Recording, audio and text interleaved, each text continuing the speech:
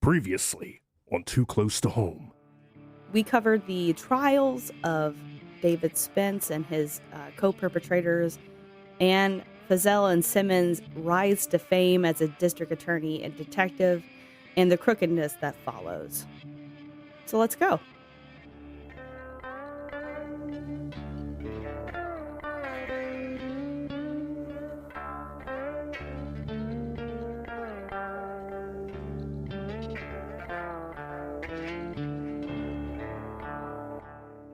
Hey, you guys, this is Jen. And this is Becky. And this is Too Close to Home, Lake Waco Murders Part 3. Oh, yes, the finale. 1, 2, 3.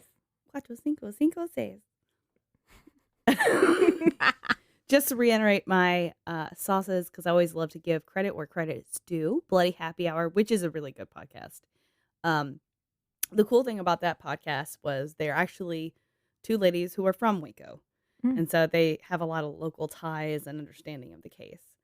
Episodes 31 and 32 with bonus episodes with attorney Walter Reeves and attorney Russ Hunt. Wikipedia, donate if you got the money, baby. Texas Monthly, The Murders at the Lake by Michael Hall. Excellent read. Excellent read. So let's pick back up. The TRC, which is the group that are working on pro bono cases to overturn unfair trials for death row inmates. They started working to disprove the bite mark evidence. Remember how much I love forensic odontology. They set up a blind panel of odontologists and do a 2-part study, analyze the autopsy photographs for marks, and compared the marks with dental molds from Spence and 4 other subjects. He sent the molds and 5x7 autopsy photos, refusing to enhance the images as Campbell had done before, because according to experts, doing so could produce false or misleading results. Though the experts identified several patterns that were possibly bite marks, they couldn't go much further. One said the photos were of such poor quality that he refused to compare them against the molds. A second wrote that the marks were more likely than not made by insects or artifacts. If its purpose of the exercise, he continued to match these marks to a set of teeth, it borders on the unbelievable. And a third thought that the contusions on one body were probable human bite marks, but he couldn't match any of the molds to them. 2 others did not match a mark to one of the molds.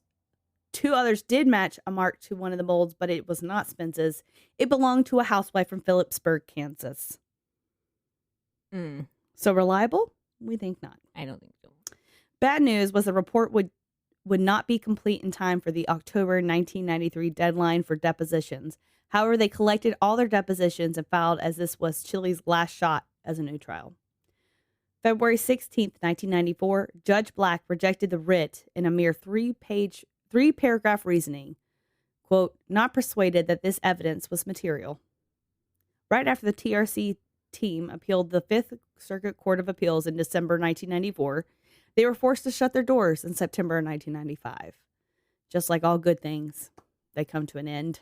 Congress had yanked funding, and Shonin still persisted and stayed working for Chile pro bono.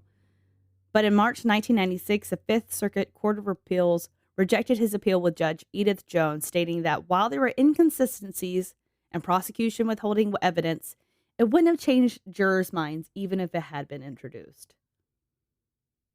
That gets me.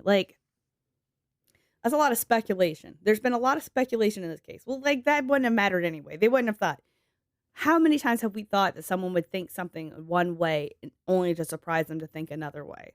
I mean, prime example, send a text to somebody that after you've had an argument and see how they take it versus how you take it. You know?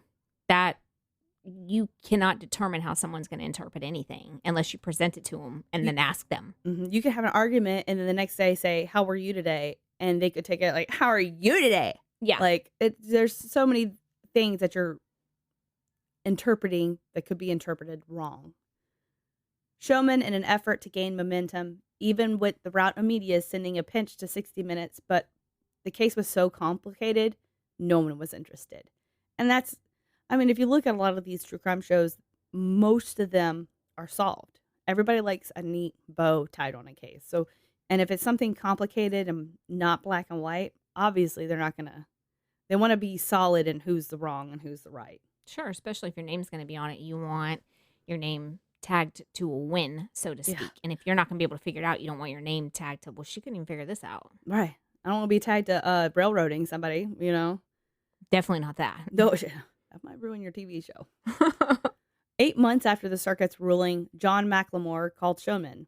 It was an investigator hired by waste insurance magnate Brian Pardo. Brian, who always favored the death penalty, had decided to meet the hometown monster, only to find a overweight middle-aged man who proclaimed his innocence.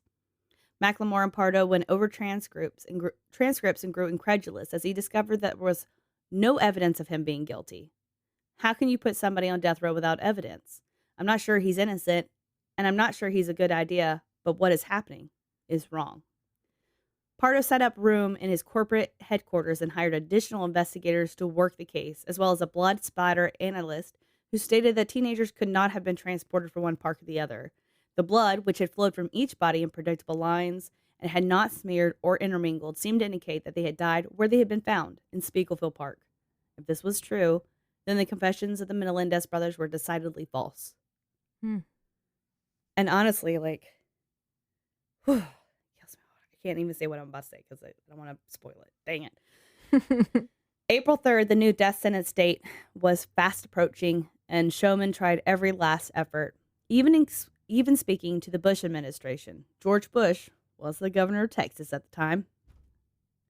There's far too much doubt to carry out an execution. It's immoral to go forward with this much doubt. But to no avail, Chili was set to die. Chili met with his loved ones and then was strapped into a gurney, looking out upon the relatives of the Lake Waco victims. His last words were, "I want you to understand, I speak the truth when I say I didn't kill your kids. Honestly, I have not killed anyone. I wish you could get the rage from your hearts and you could see the truth and get rid of that hatred." He then turned to his family and said, "I love you all. This is very important. I love y'all and I miss y'all. Okay, now I'm finished." And at 6:32 p.m., he was pronounced dead. Fuck. They killed him? They did. Now, Brian Pardo, his publicist reached out to Frederick Dannon in spring in 1997. Dannon, and an accomplished journalist for The New Yorker, was known for his ability to get interviews with tough subjects, from the Los Angeles Police Chief Daryl Gates to New York drug kingpin Lorenzo Nichols. He had a penchant for investigative journalism. Pardo's publicist sent over a writ of habeas corpus for him to review. While not super knowledgeable about the death penalty, the conviction didn't make sense. Spence's attorneys made a stronger case for prosecutorial misconduct than the state had made against him for murder. It's not that I thought he was innocent, but I thought they can't execute him based on this record. At that point in time, Chili was only 4 days from his execution. Once he found out his case had failed and that Chili was executed, Dannon decided he needed to go to Texas for answers. Dannon goes to Texas with retired detective Peter Bloom to research Chili's case. He met all the folks from the defense, from Brian Pardo, who gave him all the copies from his work, Spence's former attorney Walter Reeves, and of course Raoul Showman, who noted that out of all the reporters he met after Chili's death, that Dannon was the only one interested in who Chili was, the real David Spence. And when I was writing this, I think that's about the time that I stopped wanting to refer to him as Chili. Because Chili was this persona that he had created and wanted to be like this shot caller, you know what I mean? Mm-hmm. The real person behind that was David Spence. The year that Spence was executed in 1997, there were 37 death sentences carried out in Texas. 3 in 1996 only. And David Spence became an epicenter that really fueled the argument in capital punishment. An HBO documentary released 2 months later, The Execution Machine, the Texas Death Row, features Spence in his final week. Some 40 pounds overweight, his eyes staring blankly, the inmate looked soft and harmless. "If they execute me on April 3rd, he told the camera, it would be cold-blooded, calculated murder." I gotta look him up. Carry on. They're not who you think they are, like when you see them, you know? Dannon and Bloom started really running with the case and met with old Vic Feazell, who still maintained that Spence was 1,000% guilty, and eventually gave Dannon access to hundreds of tapes he had made of the conversations in his office about the Lake murders.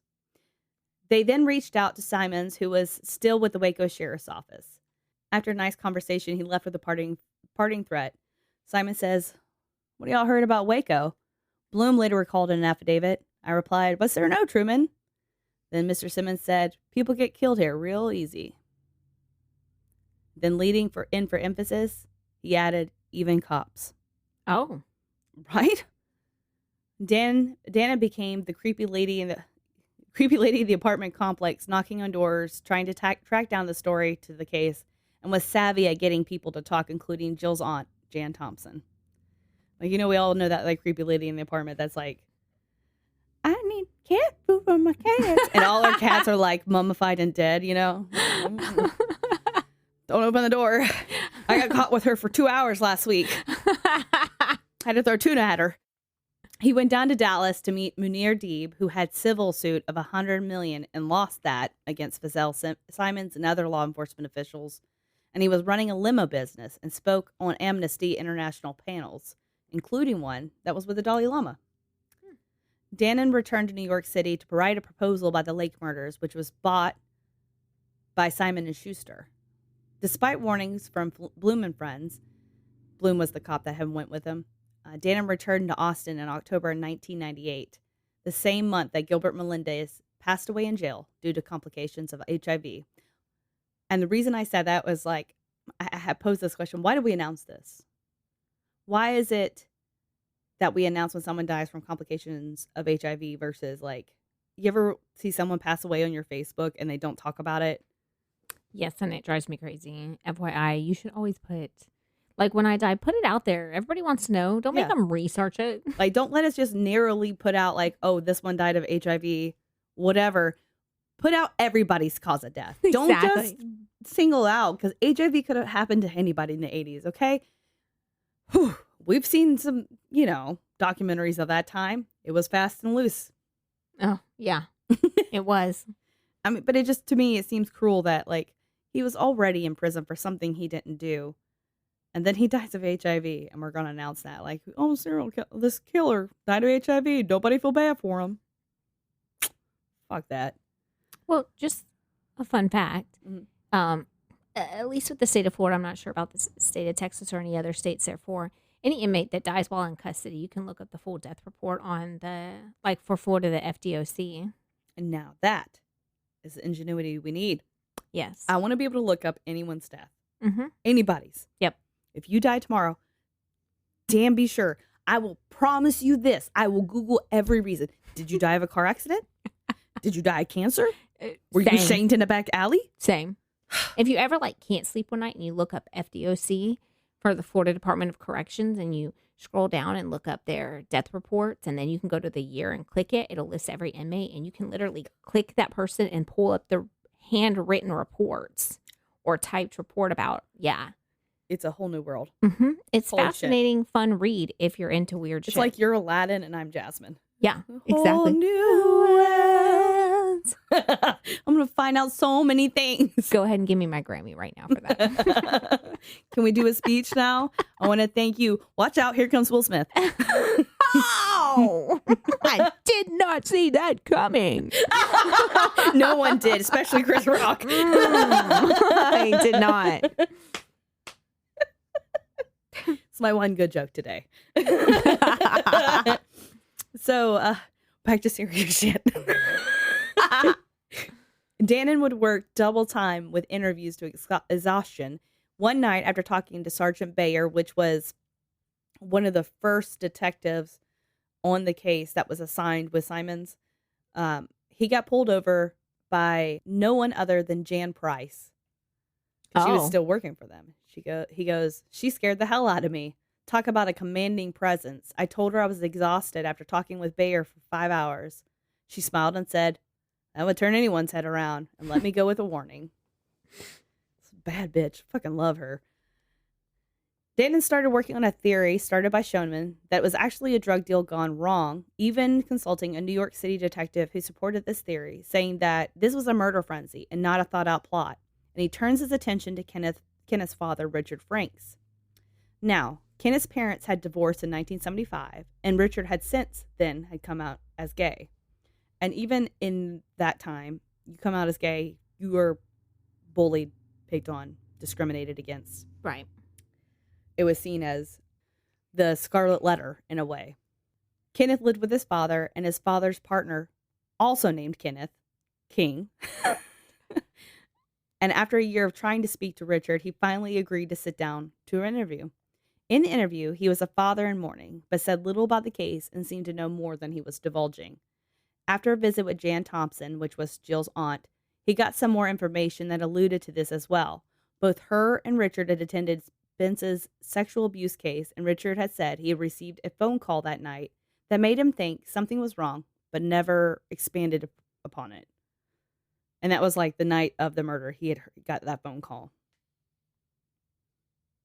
During his interview with Jan, he found out a young woman had written her in 1983 stating that she had seen Kenneth and the girls in the Pinto at Cone Park. And later on, Kenneth in the front seat of a maroon Lincoln Continental with Robert Froh. Froh? R what? Freuh. Froh? Sounds good to me. Anyways, he was a local pedo preacher who favored teen boys, and she believed he had something to do with it. A pedo preacher? Like, yeah. Okay. Pedophile. All right, just making sure I caught that right. I mean, you just casually said it and kept on. I mean, when we talk about Catholic priests, it's kind of a well-known. I'm just kidding. Here is a good note. He is dead, the pedo preacher. He was stabbed to death in 1991 by a teenage boy that was his victim. Okay. He was actually. I ain't mad at you. Yeah, right. He was actually questioned for the murders, never accused. Jan, despite being thankful for the arrest of Spence and Simon's work, she had always had a lingering doubt about the situation, and she kept that from her family initially. One of the being the mistaken identity where Chili thought it was Jill, but it was really Gail. Well, Jill was actually large-breasted, and Gail Kelly was flat, which, I mean, I feel like that's rude that you have to point that out post-mortem, but whatever. And she was sure that somebody, like a man, like Spence, would have noticed the difference. I mean, because obviously they're not going to look above the tits. The bracelet # true story. Right. The bracelet found by Simons. Remember, he took him out to the park and found that he went and took another look. It was suspected to be a plant. They only found it after Jill's case, and it looked brand new.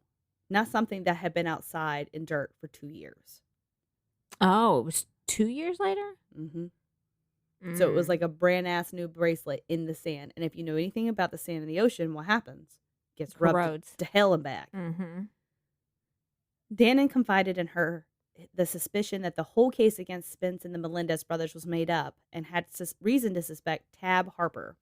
Witnesses had seen him at the park that night, and his name has been encountered in police reports and interviews several times. So he was in the orbit of this time.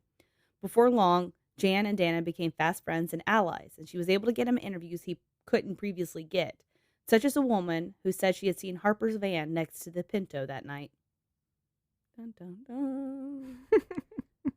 Dannon said he felt sure it was Harper, who allegedly was both a drug dealer and close to Kenneth and 2 henchmen. Harper was no longer alive to talk. He had killed himself with a shotgun in 1994 when police tried to arrest him after he attacked an elderly couple with a knife. Dannon reached out to the Spence's attorney, Reeves, from his abuse case, who also happened to have represented Joe Sidney Williams from the Juanita White case. He suggested Dannon take a look into Juanita's case, as he believed that they were scapegoats as well.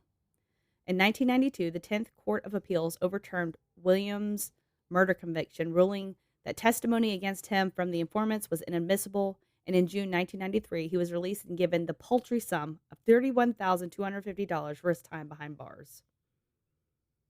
And you're looking at, like, I think a decade. Are you kidding me? That's it. Washington, however, remained in prison, so Dannon decided to look into the case. In early 1999, he received a copy of Juanita's autopsy, which noted the presence of semen. The first conviction based on DNA happened in 1988, so at the time of Juanita's murder in 1986, it wasn't an established practice. The first DNA exoneration in the country was in 1989. The DNA of a Chicago man convicted of rape was not shown not to match the semen found on his alleged victim's underwear. Since then, this exclusionary approach had led to the exoneration of dozens of others. Mm. The DNA from Juanita's case had never been tested for DNA, and Dannon was determined to get it done. He tracked down Williams and asked to provide a blood sample so that it could be compared with the evidence from the crime scene that refute any claims of his guilt, and Williams wholeheartedly agreed and had blood drawn that very day. Dannon visited Washington in prison, and he too agreed to provide blood. At this point, all they needed was the evidence DNA from the crime scene to compare it to. At Reeves' request, the DA's office arranged for 4 envelopes from White's rape kit to be sent to the medical examiner, and to Dannon's horror, they were empty. I was going to say, spoiler alert, huh? They didn't get shit. That's right. Thankfully, though, the crime lab that had done her autopsy had saved vaginal and anal swabs. And in November 2000, the results came back as no match to either Williams or Washington. The DNA paid for by Dannon had cost $10,000.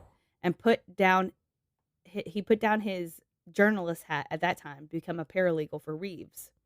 The question remained, whose semen was it? I can't not giggle at that. And then I wrote, sounds like every frat house. Whose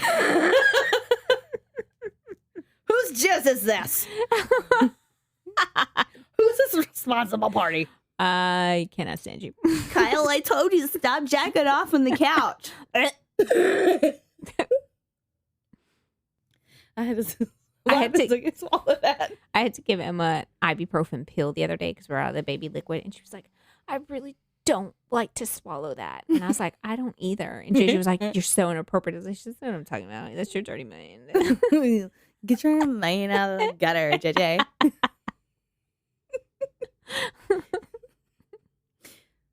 Dannon remembered Shonen had given him an affidavit that mentioned Benny Carroll.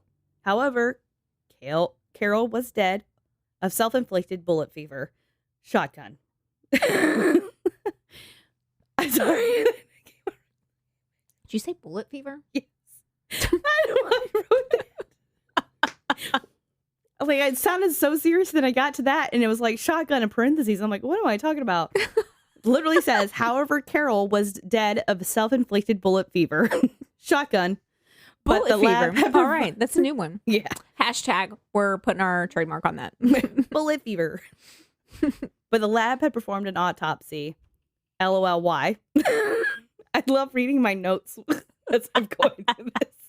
And saved some of his blood, which is kind of smart at the time. And it was determined in February 2001 to be a match. Oh.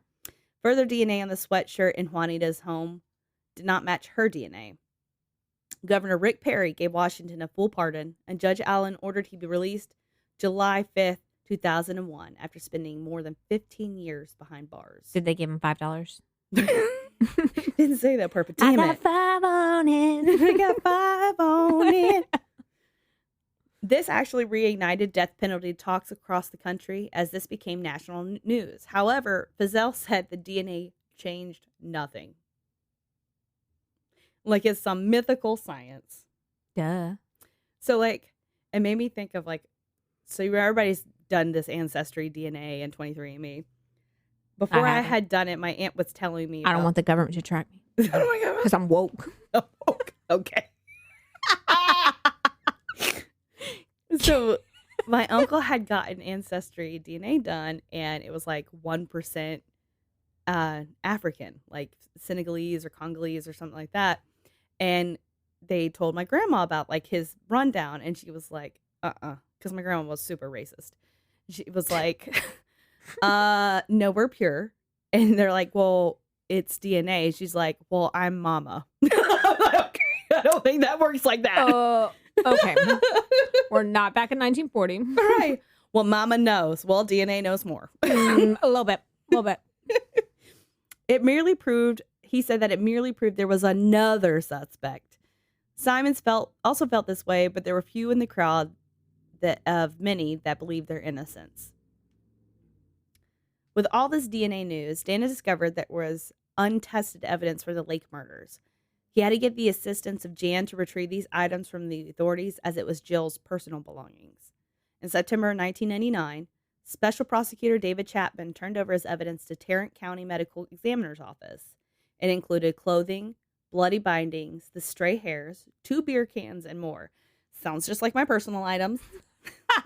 Sounds like my backyard. The medical examiner's office did not test the items, so Dannon arranged to have them tested at his expense at a private lab. Now, he had already gotten like this advance for his book, so that's where a lot of this money's coming from. In July 2001, Jan decided to show her family the overwhelming evidence that Jill's killer was still at large, and they needed to know that Spence and the Melendez brothers may have been innocent after all. Damn. In a huge presentation that was about 3 hours long, is this a timeshare? He offered details about Deebs, who had died in 1999 of liver cancer. So that's 3 of the 4 gone. He also provided information about Simon's borderline illegal methods, and that while he suspected Benny Carroll of Juanita's death, he wasn't connected to the late killings. He also played Fazel's tapes, including one in which Fazel spoke despairingly about Simon's investigative methods. Because remember, in the beginning, he was like, this motherfucker's a little crazy. And then he realized he could use his crazy for his evil. And they became like this duo. With Tony being the sole defendant left, the family was happy to hear that Dannon was publishing a book of the truth to exonerate the innocent man. Jill's brother Brad was struck by the detail that after Spence's second trial, that Carlton Stowers, which was the author of the book of the Waco Lake Murders, Careless Whispers, had bought Gilbert's truck and towed it to Simon's property. Simon's is that detective, right? Mm-hmm. Both the Melendez brothers had testified they used the vehicle to transport the bodies to Spiegelfield Park. Supposedly key evidence, the trucks then sat outside for more than 2 years before Simon sold it to a junk dealer who scrapped it. Take this in mind, though. 2 years after that, the trials are still going on. Why are you hiding it? Yeah. Why are you scrapping it? The truck was being destroyed. That was huge. Why would it be destroyed, Brad told me. We held Truman on a pedestal for so long. Now it was possible he had orchestrated the whole thing. At this point, Dannon had been in Texas 3 years and became a Texas transplant, planting roots with a girlfriend and making friends. The DNA had exhausted the savings he had had from his book advance and movie options on his magazine stories, because he was really, he had done a lot of exposés of, really tough stories and had gotten movie deals from those. He'd become obsessed with the case more than ever and began to feel afraid for his safety because his work had created bad publicity for Fazel and Simons. When he was drawn into a libel lawsuit with Fazel, he was afraid he would be subpoenaed for his work on the murders, so he packed everything up and ran away to Mexico, working on the case from a distance. While the van that belonged to Harper had been destroyed, the owner who had gotten the van and had it destroyed had actually kept the gold carpet from the interior. And that's the only time hoarding is a good thing. Sent it off to be compared to the fibers found on Kenneth's body, and they were unable to exclude its gold fibers from the gold carpet fibers found on Kenneth's body. Eventually, in 2004, he finished a draft of his book and was awarded a Soros Justice Media Fellowship a year later. In its commendation, the foundation wrote that Dannon's would be the first book to prove a wrongful execution has taken place in America. He however, felt the book was far from finished and needed to prove and exonerate Tony Melendez to truly finish. By 2008, he spent $30,000 on forensic testing, and nothing overly substantial came to light. He and Reeves, along with the ex-wife of Fazel, Bernadette, a bad bitch, made a plea to her old friend, Governor Rick Perry. It never worked out. They did apply for funding for the Texas Center for Actual Innocence at UT's School of Law and sent off more items for testing.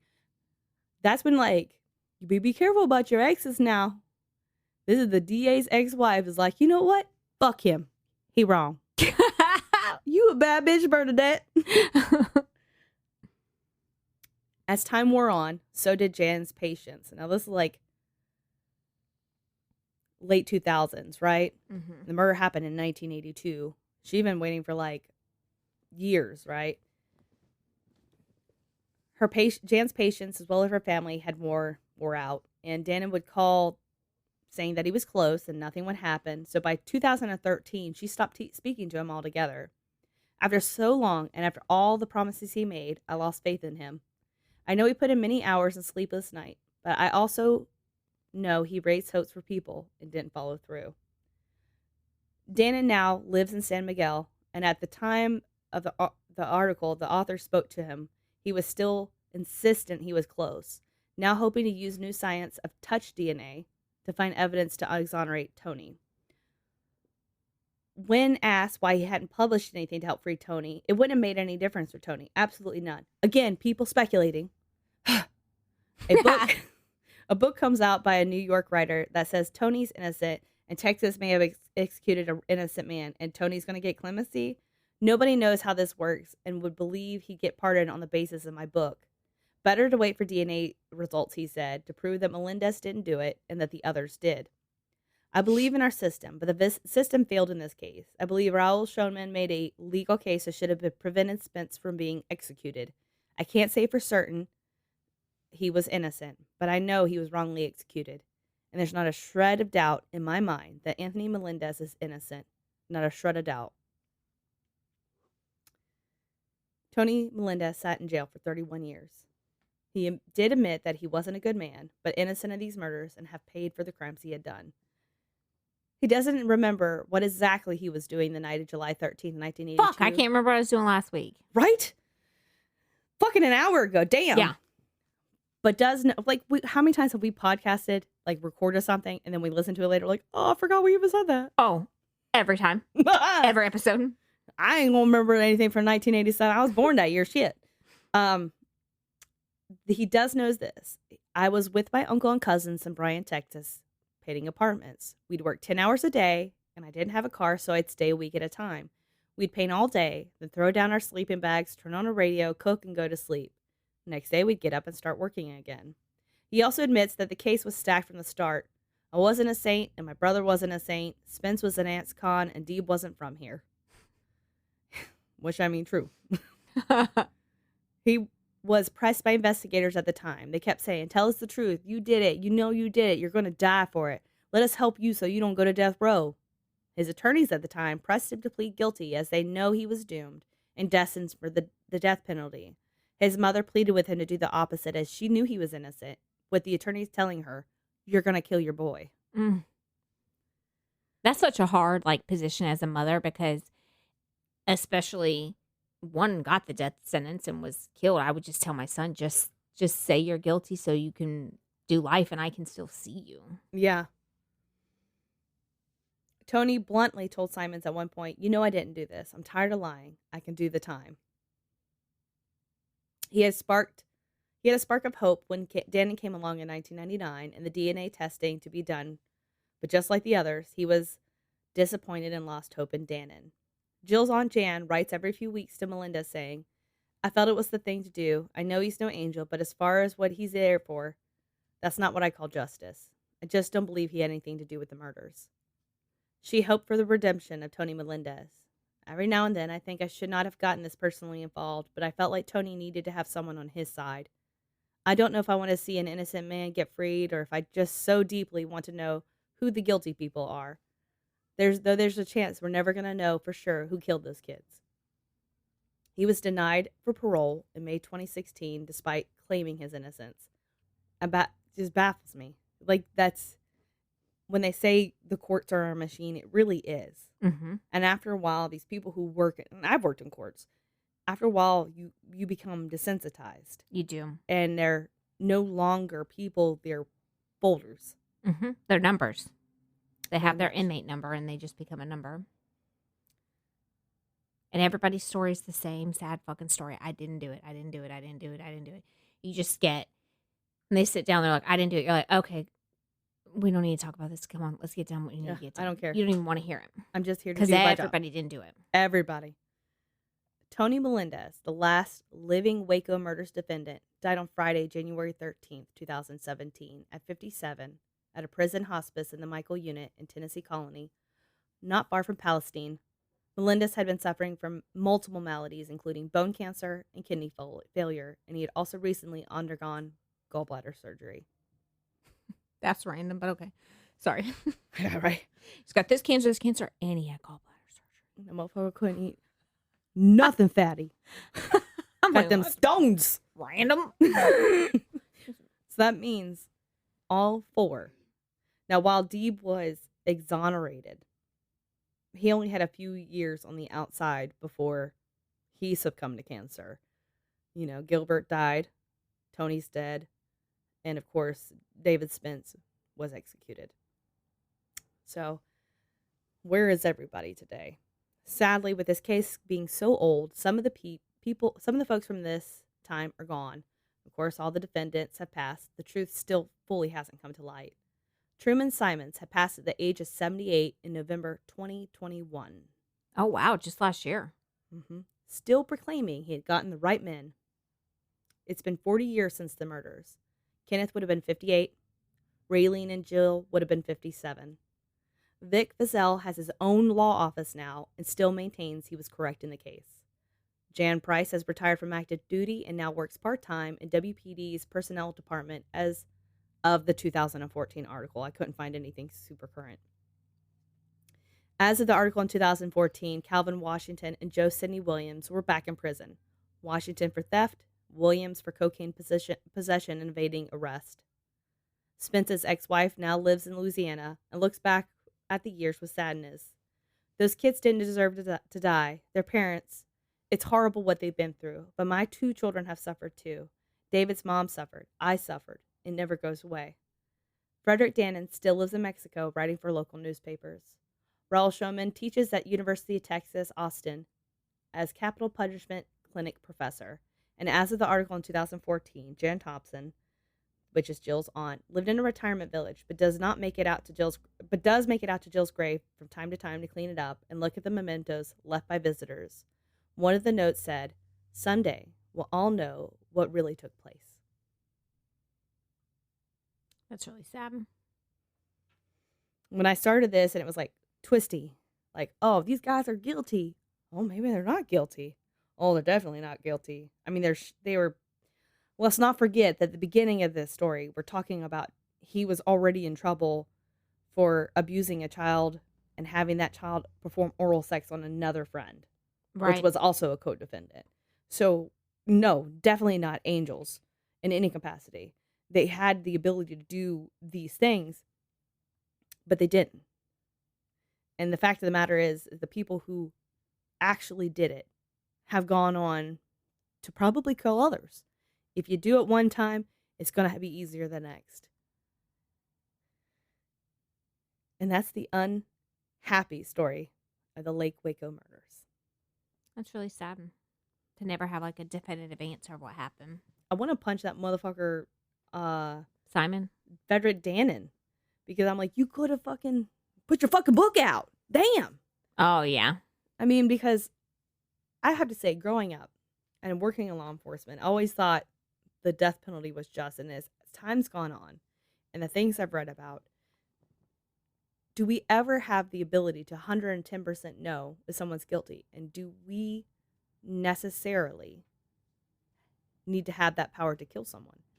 Well, you know, it's such like, in my opinion, it's such like, such a fine line because I can see both sides. Like one side is in a case like this, like I don't believe he was guilty and he was murdered and they're killed. There's nothing that you can do to go back and change it. Right. But then on the other hand, working in the correctional side that I have, I see these guys who have committed horrific crimes and they don't get the death penalty and they get to go on and they get to live and their family comes and visits them and some of them get married while they're in there and they have these pen pals and they still get people to put money on their books and they get food out of the canteen and they get to watch their children grow up and they get this and that. And I'm like, that's so unfair because the person that you murdered didn't get to grow up. Exactly. So why the fuck should you get to, watch your children?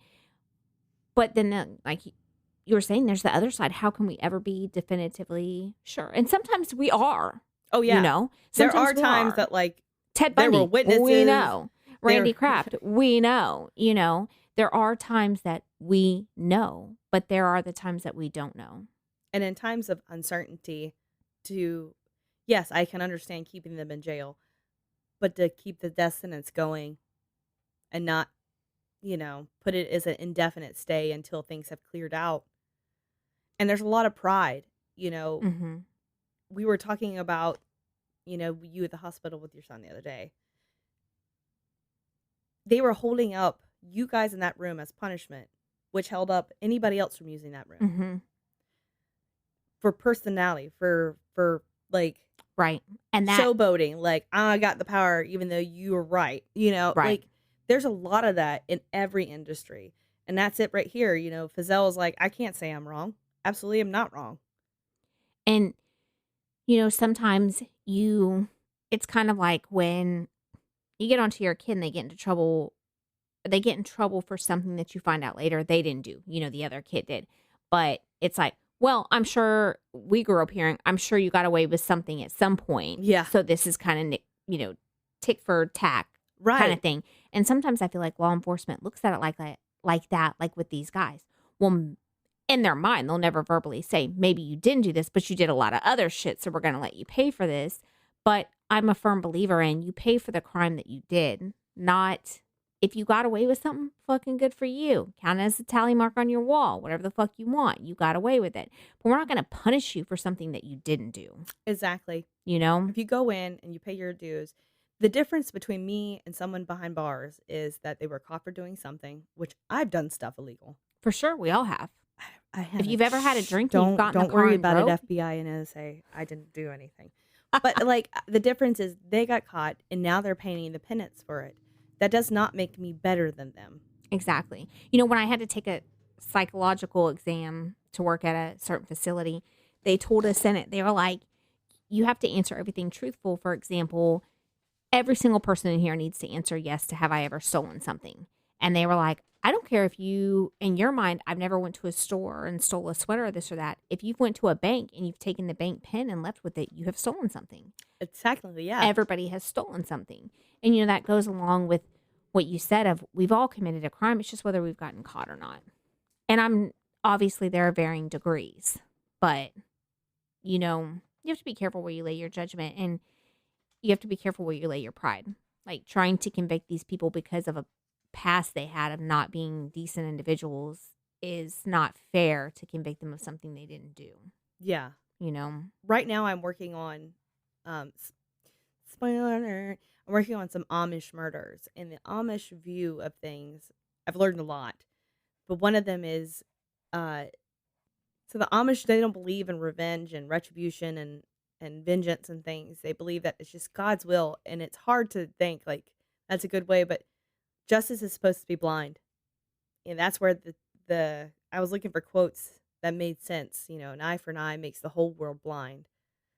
Even though Mahatma Gandhi's a shit person that liked to sit next to young girls. Bro, when you said that, I was like, man, that makes so much sense. But then at the same time, like the different side of me is like, but if it was me and mine, if a motherfucker would, this motherfucker would too. Exactly. Who's to say? But is that really the correct way to see? But then you can always flip it back over. Well, if I don't see that way, then this motherfucker thinks they can. Exactly. So it's like, we like to say things are black and white, but they're not. They're not. There is 50 billion shades of gray in this world, and all of it's fucked up like that book. Yeah. And excruciating. Looking at something is looking at something, right? But then filtering an emotion into something is different. Because I can look at what you did and what you should have done, but then when you put in my emotion that you did it to my family member, completely changes how I feel about the situation. 110%. So I want to give a little shout out and a thank you. I had never heard of the Lake Waco Murders. I had never heard of it either. But our friend Ian actually recommended this, and he does gaming on Twitch, and his handle is Oaksaid. OAKSAIDE. Ian, thank you. Honestly, appreciate you, bro. Bruh, like this is a really good story. It came when I first started reading about it. It was one thing, and then by the end, it's like whole societal things, and I'm like mind blown. Well suggested. Thank you. And so, man, That was deep and heavy. Let's have some fun. Don't forget to rate and subscribe. Please, we appreciate it. Follow us on the socials. Give us any recommendations of cases you want to hear us talk about. Anybody you want us to roast. I have a great time doing that. 100%. I If love you're shouting not people sure, out. click back, listen to John List, and hear about syphilis eye. Yeah. Just saying. We're equal opportunity, okay? 100%. We roast everybody. We'll even roast ourselves. Yeah, we do. You want us to do it? Done. Jen, you look like you have. I'm growing out my grays right now. You want me to put a photo? They're not looking good right now. Girl, you look gorgeous. I look like I just couldn't hit the salon up in about a month. Good thing I wear scrub You know cap what? at You work. just say, I'm a nurse and it's hard out here. Well, at work, I wear a scrub cap 5 days a week. So I told JJ this is the perfect time to do it because nobody looks at my hair all week. So it's just on the weekend. True. So, yeah. And then there's Photoshop and filters. And I have the spray on hair color to cover the roots if I go somewhere in the meantime. I'd But be they get worried because along. I am a hot-natured person and I sweat like at a blink of an eye that I would have like strands of brown coming down my I face. feel like I still look young enough that when I rock all the gray, that I'm just going to look still Girl, super cute. let me tell you what happened the other day. It was Bring Your Mother to Matt Day. Okay. Go ahead, but I'm already feeling a little insulted that my gray hairs are like, it's Bring Your Mother. Like, fuck you, bitch. I did not know it was Bring Your Mom to the Matt Day at karate. So, of course, I'm not wearing karate-appropriate Oh. things. But all the mothers had to get up. Oh, And this little girl next you were to me. not prepared for this, were you? No, I was not. And this little girl next to me goes, I like your hair because my hair's blue. And she goes, are you her mom? And I'm like, yeah. And she goes, you look like you could be her sister. And I'm 99% sure she meant my blue hair and that I was dressed with a band shirt like I was in middle school or something. But I will take it for a youthful glow. I would have started crying and been like, I'm going to leave my kid and take you home. You are the sweetest. Yes. I'm like 22. Totally. I had her really young. Like, I've heard of people doing that, like, when your kid's an adult, but, like, she's very obviously 8, and I'm very obviously not. Very obviously not. Like, you look like No you offense, have you have a young, sister. youthful Yes, blue. we basically, she just calls me mom as the nickname. And I'm hoping that when I grow these grays out, that I look still very young. It's in. It's If the I thing. don't, I will color it back ASAP. But then, like, your hair will be super healthy at that point. Think about it. That's virgin hair. I know. Julie I'm- will come see you soon. Don't worry. I know. But I don't want to shout her out too much because then people may come see her and then I can't get in for an appointment. Oh, yeah. Don't do that. Guys, So- don't. We're not going to even. I love Julie so much. Yeah, she's amazing. She is. Yeah. Well, you guys, until next time, Stay safe keep your head on a swivel. and do not bring it too close to home. And if you do, watch out for them DAs and those Columbo detectives. For Okay? real, for real. Don't be caught for doing a crime you didn't do. Nope. Put it on the news. Yep. Make it on socials. Go Facebook Live. For real. Although, But that would be funny. cooperate a little bit. Cooperate. Bye. Bye.